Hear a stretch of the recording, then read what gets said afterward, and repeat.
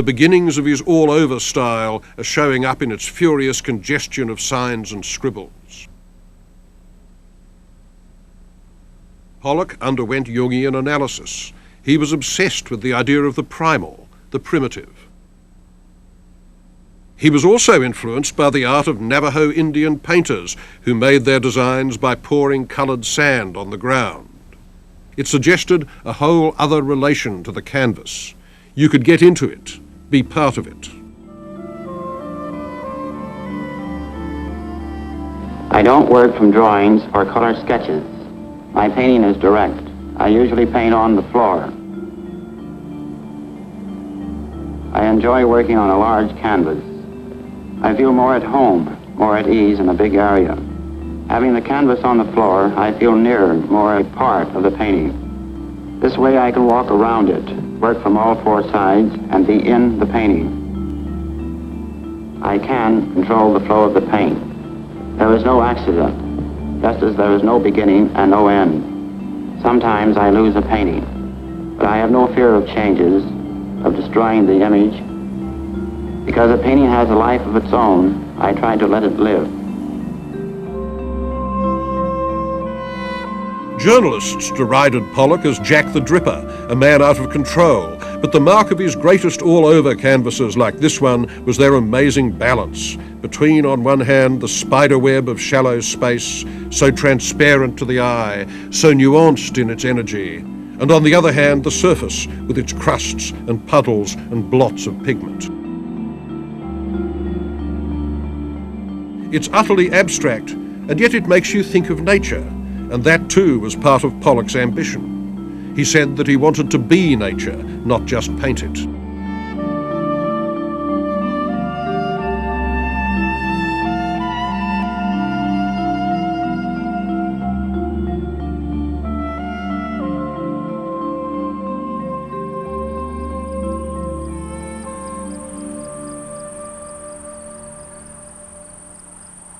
Anyone who thinks that American modernism doesn't have its religious aspect should come here, see the light, and be converted. This is the studio once used by Jackson Pollock and Lee Krasner in the village of Springs on Long Island. It has since been preserved as a shrine.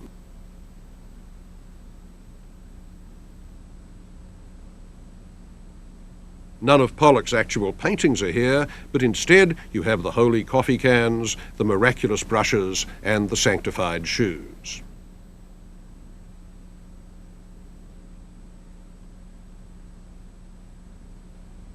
I don't know whether young artists come here in search of transformation. Poof, you're a genius, but nothing is impossible.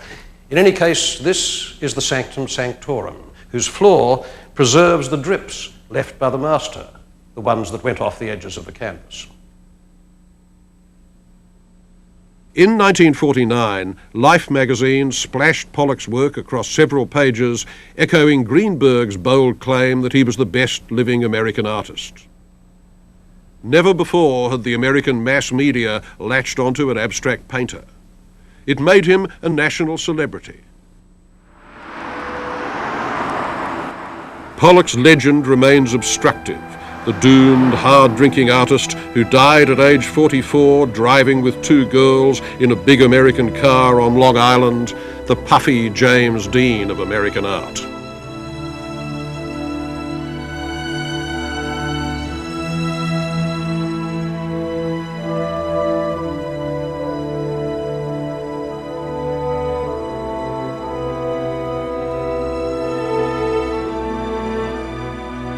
Artists, however, have looked to Pollock ever since as a kind of talisman. He was immensely influential. He broke the ice, said Willem de Kooning. He created a new scale for American painting, a fresh idea of surface and touch, a new kind of space.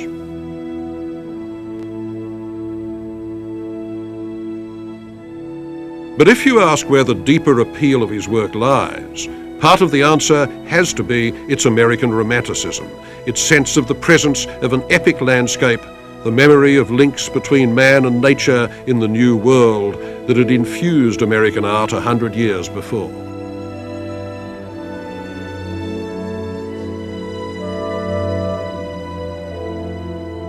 Abstract Expressionism had its theological side, a yearning for transcendent experience that would go beyond the things of this world. Mark Rothko was obsessed with the idea of an abstract art that would carry the full weight of religious meaning. In the 40s, he had looked for what he called tragic and timeless subject matter. Now the subject was gone, and the format was that of landscape, hovering oblongs of colour, moody blurs stacked vertically up the canvas.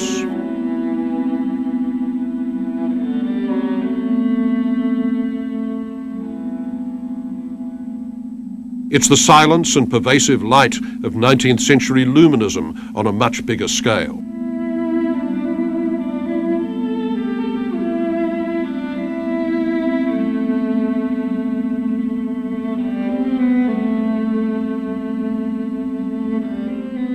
Rothko had an exquisite sense of colour and of formal nuance, especially along the edges of his shapes.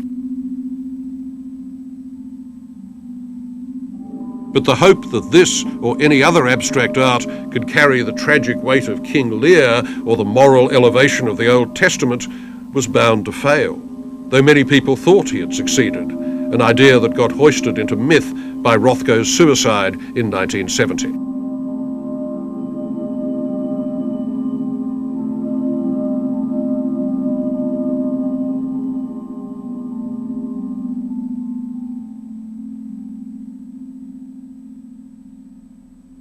The belief in sublime awe that inflated so much writing about abstract expressionism was part of a period style.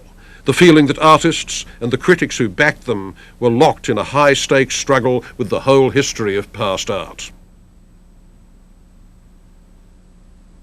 Did everything the abstract expressionists painted live up to the rhetoric about it? Well, of course not. Nothing could. Big claims were made for these artists, and one or two of them, like Clifford Still or Barnett Newman, made them for themselves. These are Barnett Newman's Stations of the Cross, which now have their own room in the National Gallery of Washington. As documents of early minimalism, they're not without interest, but as a narrative of the passion and suffering of Jesus Christ, they're utterly absurd. Newman once said, "I thought our quarrel was with Michelangelo." Well, bad luck, Barney. You're lost.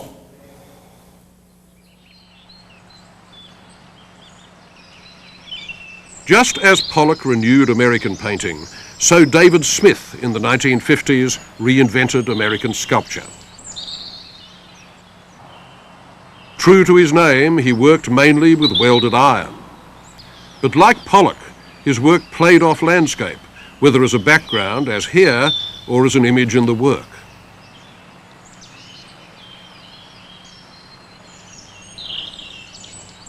As stuff to make sculpture out of, iron didn't have a long history like marble or bronze. It was industrial. It spoke of the machine age, its direct power, its structure, balance, mobility and variety. All of that was in Smith's work.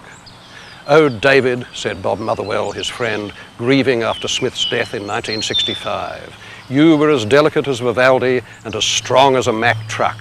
And so he was.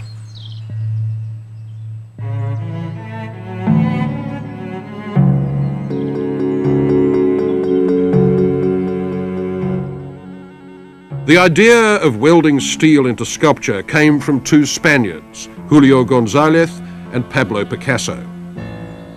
Smith loved the directness of welding, which rivaled the directness of painting. He was a user-up of discarded things, a collagist in 3 dimensions. His work was an inspired fusion of the formal elements of Cubism with the imagery of Surrealism. Even cast-off tools went into the work, for their own sake as form and as a tribute to the act of making.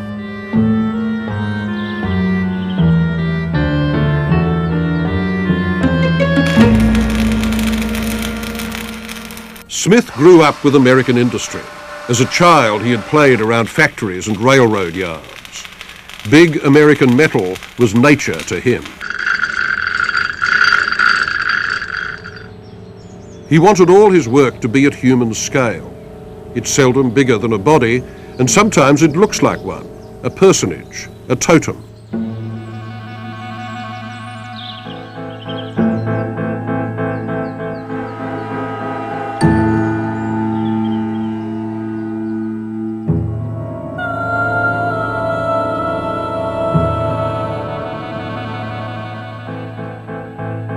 If Smith often evoked the body, Willem de Kooning couldn't leave it alone. It pervaded his work. A tangled, dirty cream image of what? Bodies is the short answer, but not whole ones. Forms slipping and jostling against one another, the line creating memories of limbs, butts, elbows, and every inch full of energy.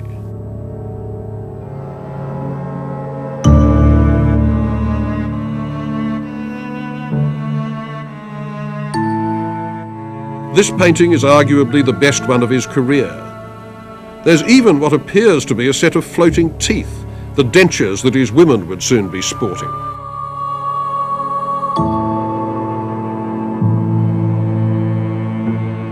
I just wanted to make it easy for myself to put something right in the center of the canvas.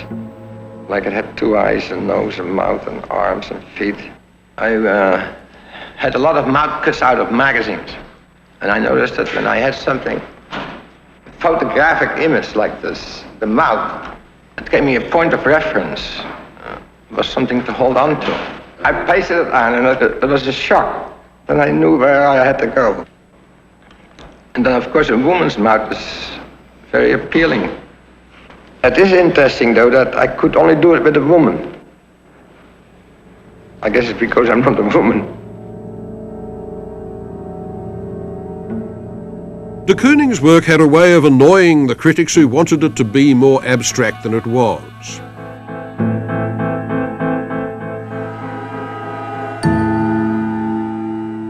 The ghosts of Baroque figure painting kept jogging his elbow. He was, after all, a Dutchman, an illegal alien who jumped ship into America in 1926 from the same country as Rubens and Frans Hals, where he'd been thoroughly trained in figure drawing. Hence, the women he continued to paint from the 1950s on.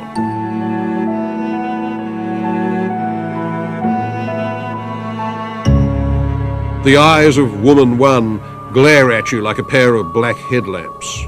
She has the worst overbite in all Western art.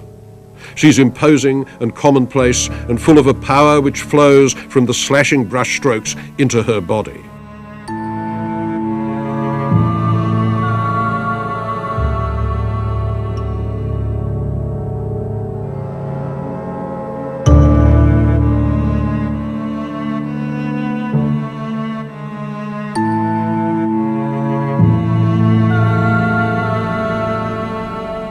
De Kooning called himself a slipping glimpser, open to a constant stream of impressions, visual slang and high art, pin-up girls, but Manet too. High and low, everywhere.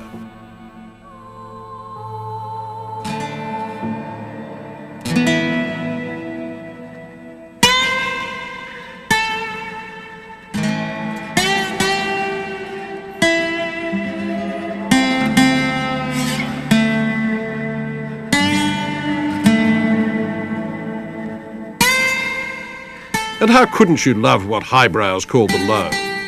The great symbol of America's new post-war life was that emblem of passion, freedom and innovation, the automobile.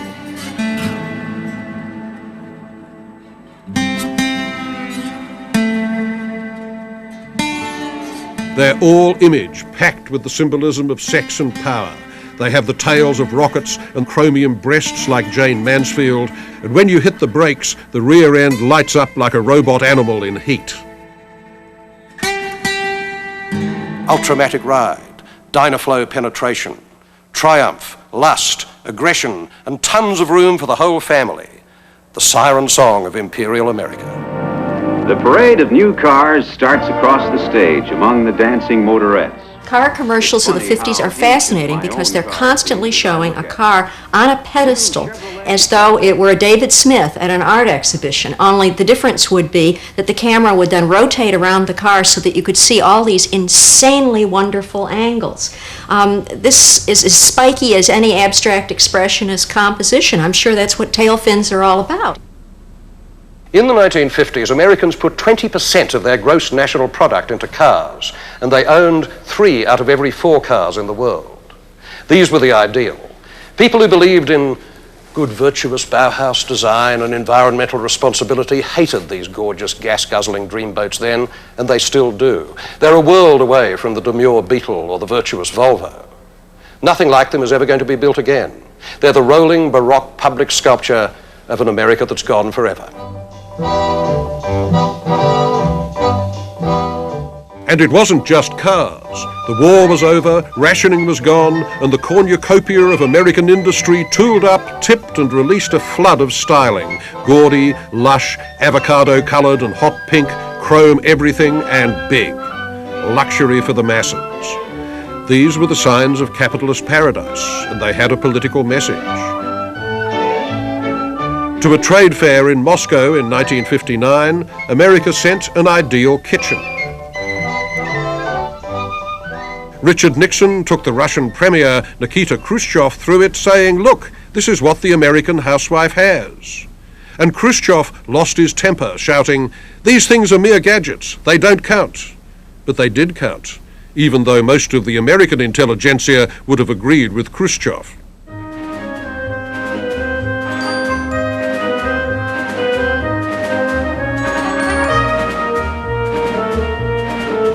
The Cold War had been running at full heat for 10 years by then. It had brought national paranoia to both Russia and America, and in its grip of fear and self-assertion, all symbols of American identity got a new charge, including, most obviously, the flag, which Americans are so given to flying, parading, displaying, and saluting.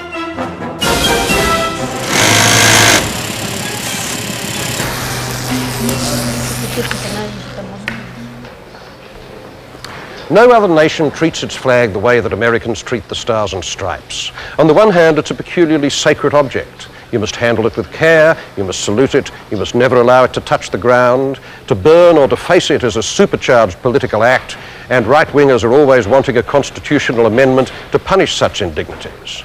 But on the other hand, they make jeans and knickers out of it, and they use it to advertise everything from gas stations to hot dog stands. The American flag is an abstraction, the most recognized abstraction in the world. Americans still argue about what it means, but they all know what it is. Is a picture of an abstraction a representation? Is this a flag or a painting? It's sometimes scorned that the truth, which is that one night I dreamed I painted a large American flag, and the next morning I got up and I went out and bought materials to begin it. It's a very rotten painting because I began it in enamel paint, and it wouldn't dry quick enough. And then I had in my head this idea, something I had read, I heard, I don't know what, about wax encaustic. And I changed in the middle of the painting to that because the encaustic just has to cool, and then it's hard and you don't blur it again. Johns's flags were first-class conundrums, brain teasers carrying the questions about art that had been posed earlier by the surrealist René Magritte and the Dadaist Marcel Duchamp, but never put quite so sharply in an American context before. My Aunt Gladys once wrote me a letter saying she was so proud of me because she had worked so hard to instill some respect for the American flag in her students. And she was so glad that the mark had been left on me. Nobody has yet laid down his life for one of Johns's flags. Collectors, however, have laid down millions of dollars. Johns's paintings of targets seem just as banal and just as mysterious as the flags.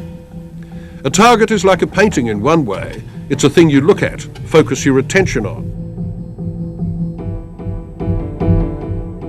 But there the resemblance ends. You shoot at targets. You use them as a game or in training for war. Maybe in looking at these targets, one should remember the times they were made in, the era of the Cold War, with America's fear of atomic apocalypse and its suspicion of the enemy within, the commie spy, the homosexual. Are you a member of the Communist Party? Or have you ever been a member of the Communist Party? It's unfortunate and tragic that I have to teach this committee. Stand away from the stand. For Americanism for many years, and I stand away from the stand. Fight for the Bill of Rights, which you are trying to take destroy. this man away from the stand. You may be in your schoolyard playing when the signal comes. That signal means to stop whatever you are doing and get to the nearest safe place fast. Always remember, the flash of an atomic bomb can come at any time.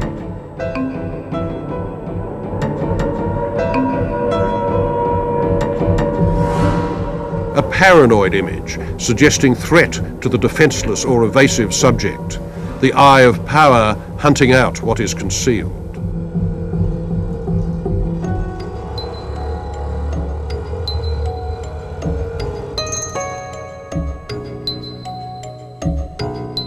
But some artists lived entirely in a world of reverie, untouched by public images.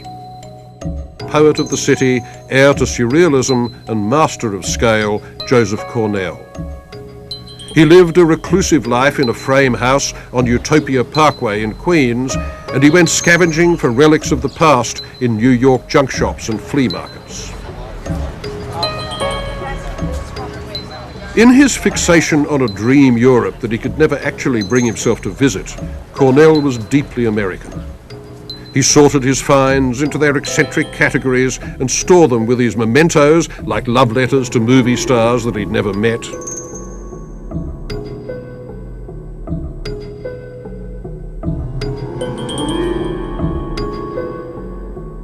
And from them he made boxes, each a world in miniature, where an enormous moon peers in through the window at its relative, a cork ball.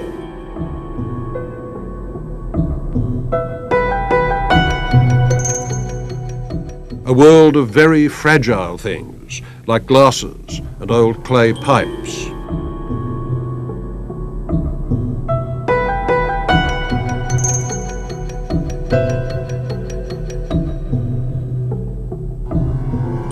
Of melancholy nostalgia for places he'd never been, Victorian travellers' hotels. Of fugitive beauty whose emblem was the caged bird.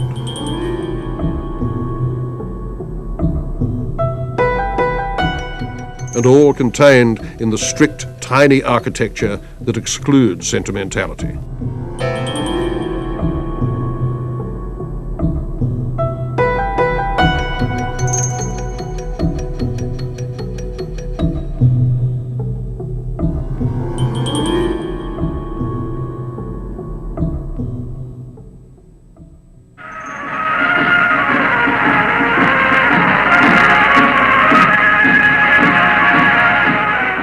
Another scavenger of genius who took off from Cornell on the big scale was Robert Rauschenberg.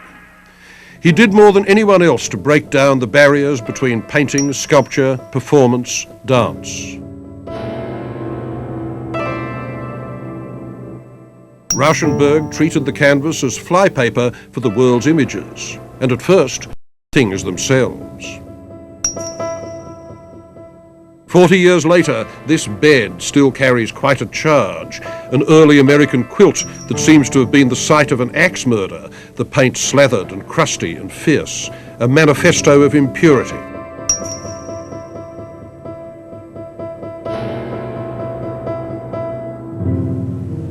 He's an inconsistent artist, restless even, but with spurts of dazzling invention. Well, part of the message. Neatly. Neatly. I can't tell when I spill something. Whoa.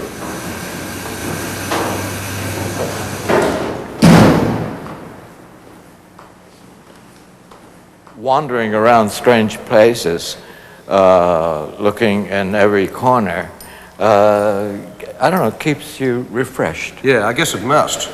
Because you can bring back all sorts of solidified memories from the places you go to. And then they surprise you when they come out of the... Well, it's all very different. Once it gets to be a photograph, and then it gets blown up, and then it's a silk screen, and then color follows, and then this is a juxtaposition of imagery that is hopefully non-logical. When you called that early piece Rebus, which means a kind of puzzle, I think, right. Were you really stressing the idea of a work of art being a puzzle whose solution the viewer has to work towards? I just collected a bunch of old posters or signs and tried to make them as diverse as possible. And the colors supposedly was the key about how they were to be read, but the whole thing was fantasy, so. So you do establish these kinds of... You do.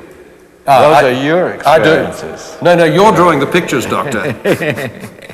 Yes, but you're the one who has all the references because of your experience. And so you're happy to let people make them up as they go along? I insist on it. By 1962, Rauschenberg was pulling the images of things into his paintings by means of silkscreen. News photos mainly, records of current events, the flux of the media.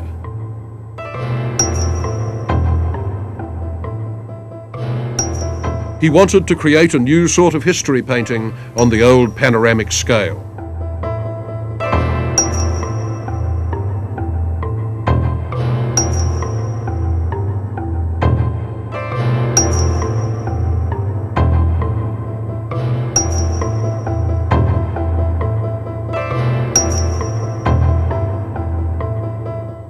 I've been to probably no fewer than a dozen of the Apollos and the shuttle shots.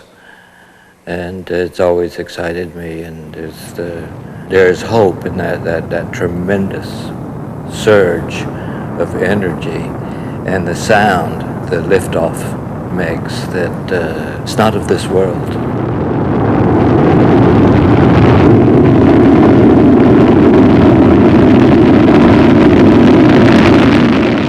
There's a very strong feeling that America is presenting you suddenly with this flow of images which are really, really strong and in some way unprecedented. The space program, Kennedy, all this. Did you feel that you were living in really exceptional times when you were doing these? Well, I had to be aware of that. I mean, I certainly couldn't have done that work under Nixon or nearly anybody else. It's not the dramatic drive and the imagination that's ever reoccurred since that period.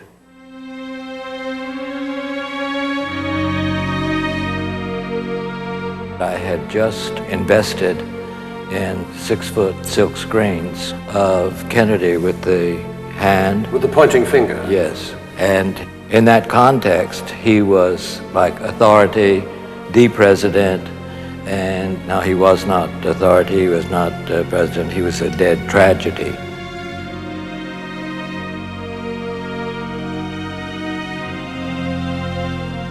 Kennedy's death wasn't only a colossal blow to American self-confidence. It was one of the watersheds from which the present fragmentation of American society flowed. I am happy to join with you today in what will go down in history as the greatest demonstration for freedom in the history of our nation. Shall overcome. We shall overcome.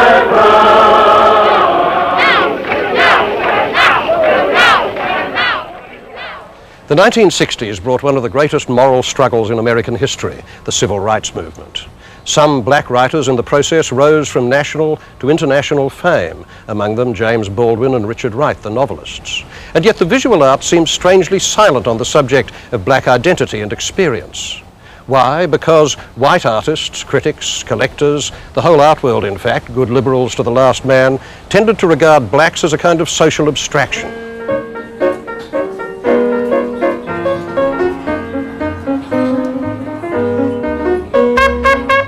Romare Bearden's collages of life in the South and in Harlem set out to change this. They are among the greatest expressions of African American culture. They belong with the work of Duke Ellington and Earl Hines in music, or Alvin Ailey in dance. As an artist, Bearden was not a cultural separatist, and he never bought the line that art had to be abstract to matter. It could report on its place, its time, its people.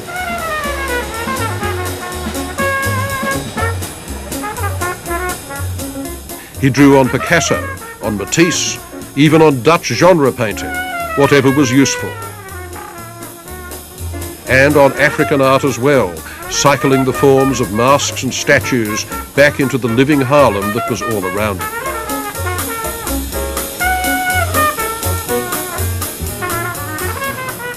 He was in Harlem. After all, the 1920s saw the birth of jazz, and that aesthetic was very much a part of the way that he saw. And he found a way, I think unlike any other African-American artist before him, of representing that aesthetic visually. He found a visual language for an aesthetic which we had experienced mostly in verbal and musical forms through great attainments in African-American music. Well, Bearden found a way to encapsulate that aesthetic visually, and his collage technique is the closest visual analog to jazz rhythms and improvisation that I at least have encountered.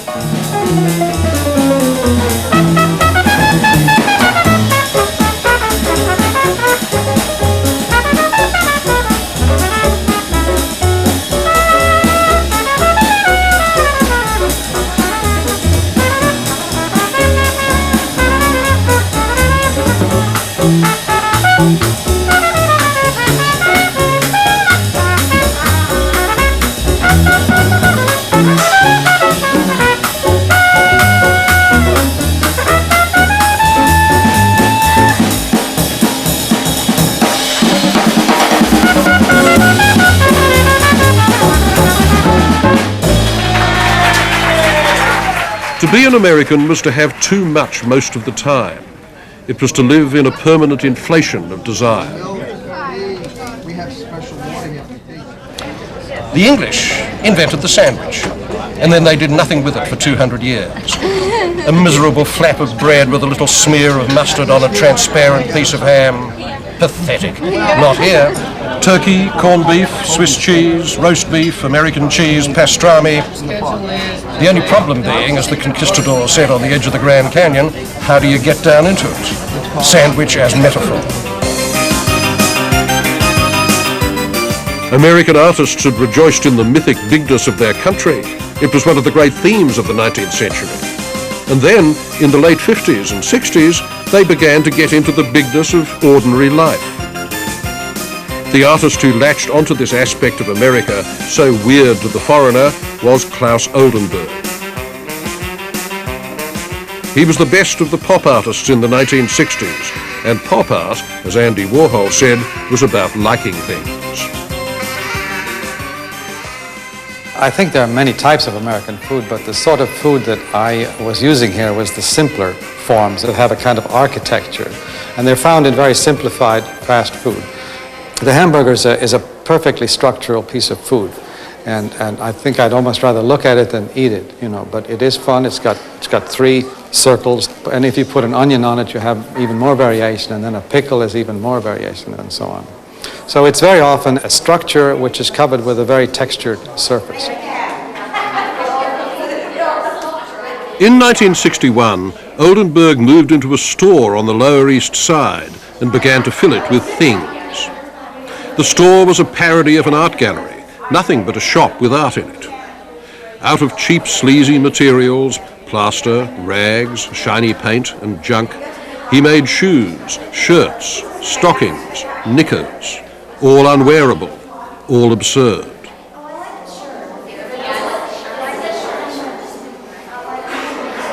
Almost all of the works can be related to the body in some way because they are objects handled by a human being. So they relate to the feeling of a human being.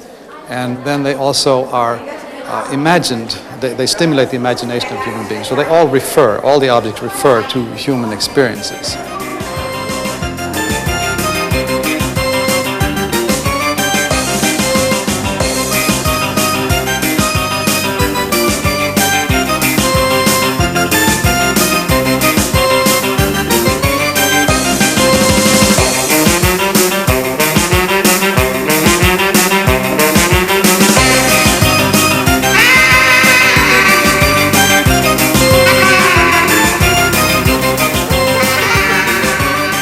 Americans were the first people to completely adapt to mass advertising.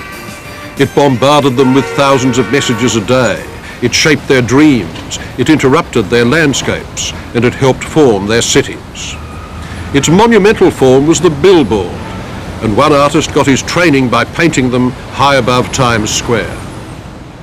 I was working as a sign painter in the Union in Times Square, and I'd paint a huge 60-foot long glass of beer beautifully with bubbles and the right yellow and everything. And the salesman would come in and says, "James, that beer doesn't have enough hops in it." He says, "You got to change it." "What do you mean? What do I know from hops?" He says, "Well, make it a little lighter." I made it 1,000th degree lighter, the whole damn thing. "That's good, it passes." Next day, paint an arrow shirt 20 feet high. "James, the collar looks dirty, you got to change the collar. You got a dirty shirt, they're not going to pass it." So I had all this color. I had Ford Seafoam green. I had dirty beer color, the wrong hops. I had dirty arrow shirt collar. I took that paint home and made abstract paintings, and only I knew that this was the wrong color.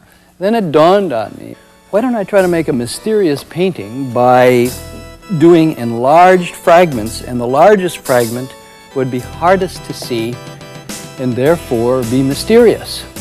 So Lawrence Alloway came along and he called it pop art because the artists loved their images so much. In I Love You with My Ford, a woman's dreaming face rises from a sea of orange spaghetti, a Pollock in pasta, to kiss the grill of a Detroit car.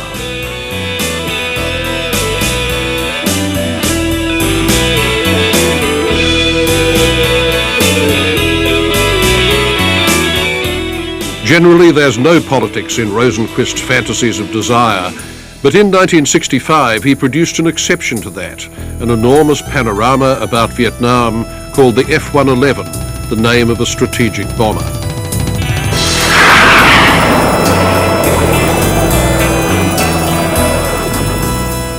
It was panels covered with aluminum. Over the surface of that I used Italian wallpaper rollers to give an idea of nuclear fallout and so forth. Then there was a runner's hurdle, so one was hurtling oneself into a blind spot.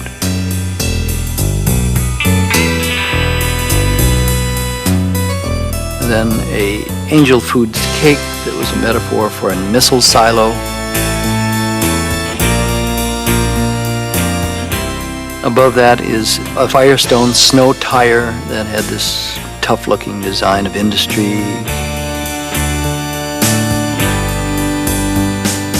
And I thought of this plane going through all this flak of household items, light bulbs, nuclear imagery, things during peacetime.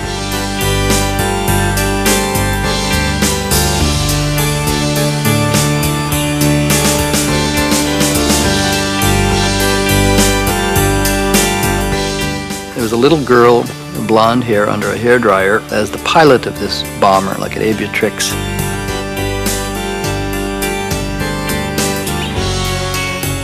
And then on to a rendering of a hydrogen bomb in a red grisaille with an umbrella over it, with snow and an umbrella, like a view from a resort onto a nuclear bomb.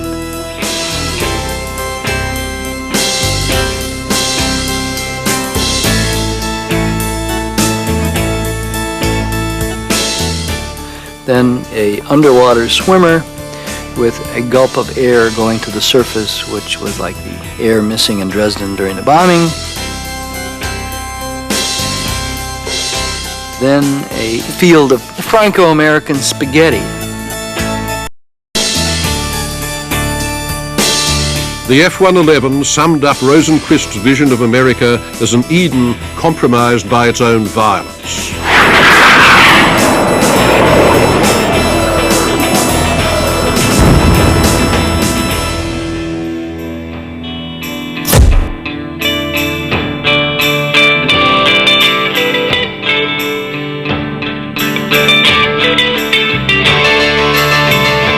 The 60s were also a time of the face and the flashbulb, the great American fixation on celebrity, disposable renown that gripped the culture as never before.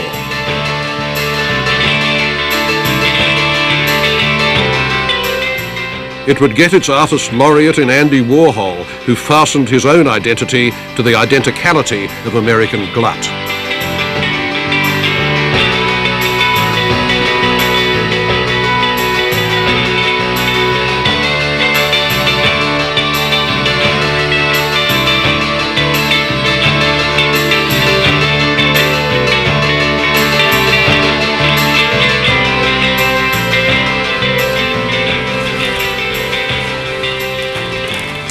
Andy Warhol did most of his best work over a span of 6 years, finishing in 1968 when he was shot.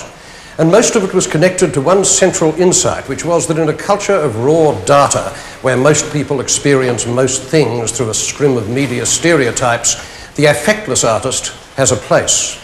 You didn't need to be hot and earnest anymore. You could be super cool, like a slightly frosted mirror.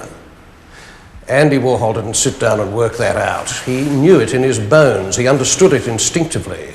He was a conduit for a kind of collective American state of mind whose idea of sacredness is celebrity, and his themes are death and fame. On the one hand, you had the icons of publicity, the film stars, Liz, Marilyn, Elvis, the face of Jackie Kennedy, who double and quadruple and multiply like images of the saints at the hands of a Polish Catholic boy who was utterly fascinated by their aura and remoteness and pervasiveness. The production of fame was an American industry, and everything to do with it mesmerized him. Oh, this is so glamorous. You don't have to do anything. Just what you're doing. Knowing that America makes all its children want to be famous, no matter how dull they may actually be, he produced endless hours of unwatchable film about the doings of his circle of friends and hangers-on in his studio known as The Factory. Later, he expanded this into a silkscreen portrait service for genuine and wannabe celebrities, a cosmetic operation that stripped the idea of social portraiture down to its bare chassis.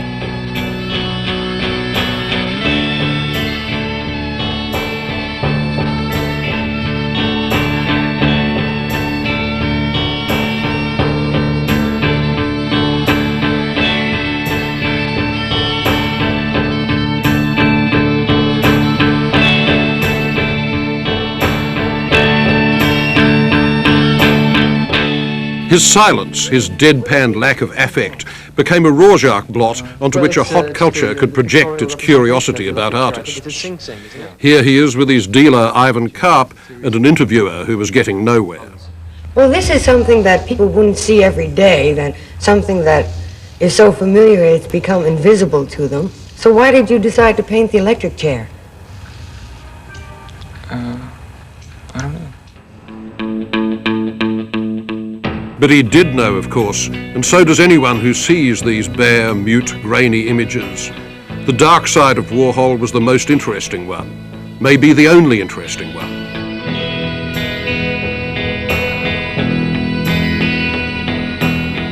He was truly mesmerized by death, American death, whether inflicted by the state or simply by random accident. Over and over again, he silkscreened photos of it, as Suicide's body crashed on the roof of a car in baroque swirls of black and white.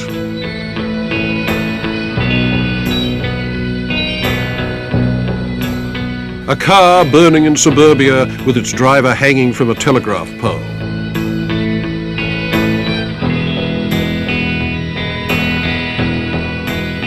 Goya he wasn't, not by a million miles, but in these paintings he was true to his experience and to his voyeuristic nature, and that gave them a grip that his more frivolous and routine stuff, now that he too is dead, no longer has.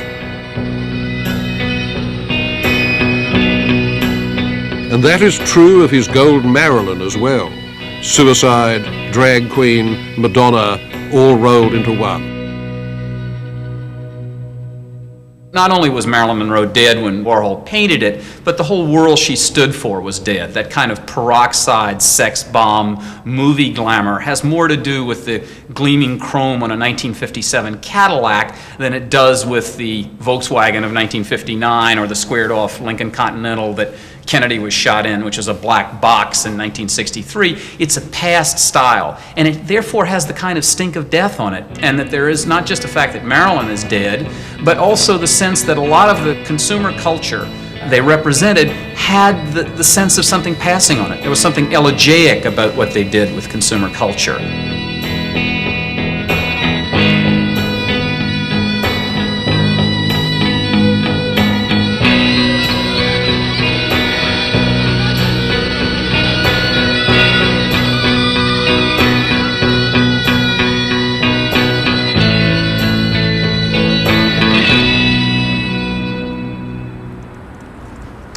The end of the 60s looks like archaeology today, and who believes any more in the binding power of national fetishes of prestige like the space program? Not even the amazing feat of putting Americans on the moon could altogether convince other Americans that all was well on Earth. John Kennedy, Martin Luther King, Bobby Kennedy, all dead, assassinated. The war in Vietnam stalled and perhaps unwinnable. Huge splits of race and gender, class and belief were opening in the American polity, and the clamp of the Cold War could no longer hold them together. Perhaps it never had been as easy to be an American as many Americans thought.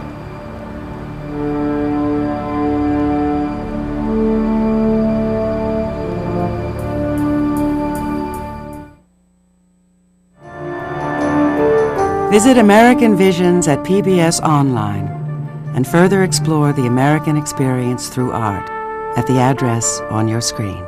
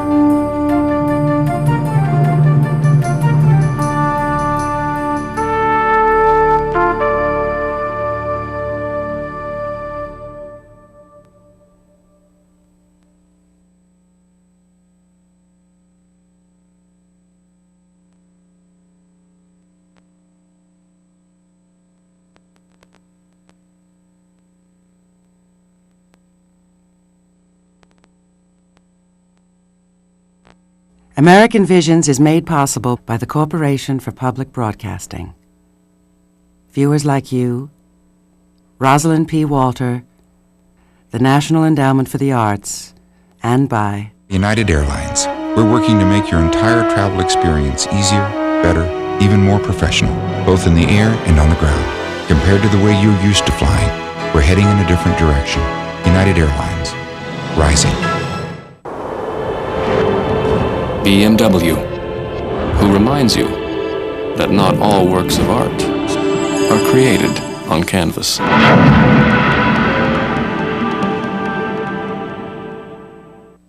The Principal Financial Group, inviting you to see your financial plan as a work of art and draw on expertise in investments, retirement, and insurance. The Principal, where you can create a financial masterpiece.